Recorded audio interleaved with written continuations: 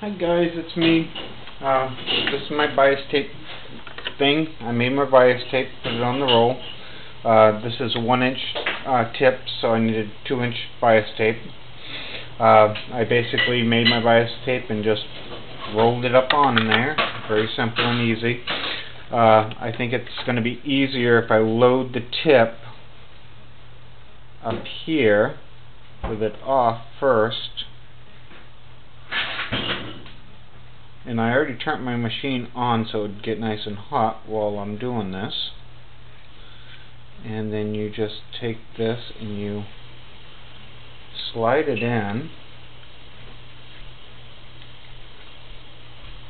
the best that you can. And then once you start seeing fabric, take a pair of scissors or something and you push it down through. And once you have it down through,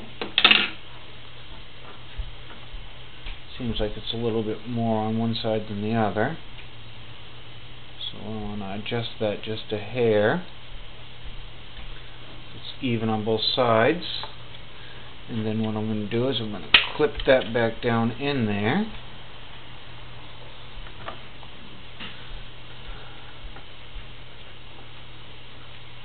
Slide it in.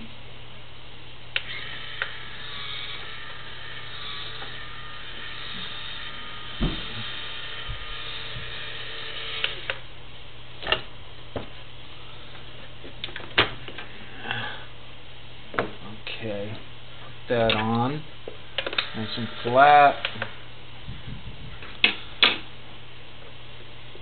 Clip that in.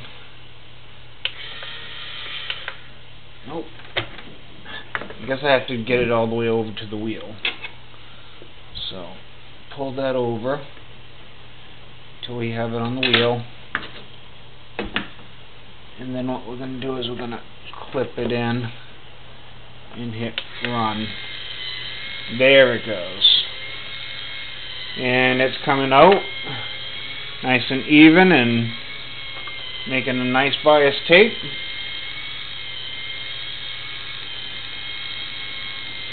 Even though it's going in wrinkly, it's coming out nice and flat and even on both sides.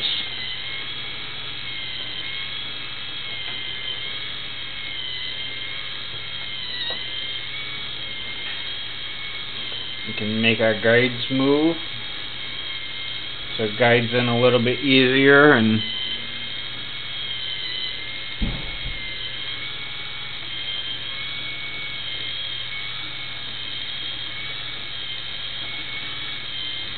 looks like it's only going to take a few seconds to actually do 15 feet of bias tape.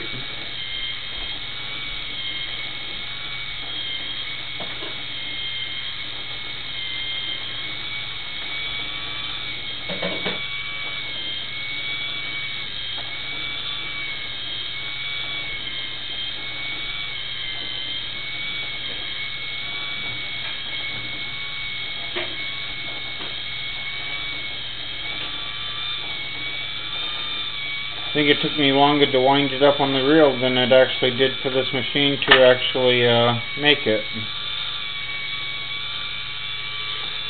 It only took seconds for it to heat up.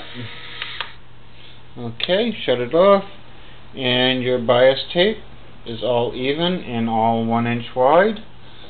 And all I have to do now is I can fold it in half and iron it, or I can just run it through my bias tape foot, which the foot itself, you put it in and it will actually sew it evenly on both sides, and it will just close it with the foot, so you don't have a seam on the edge if you don't like the seam. So, but that's basically it. Bias tape's all done, and it seems to work just fine.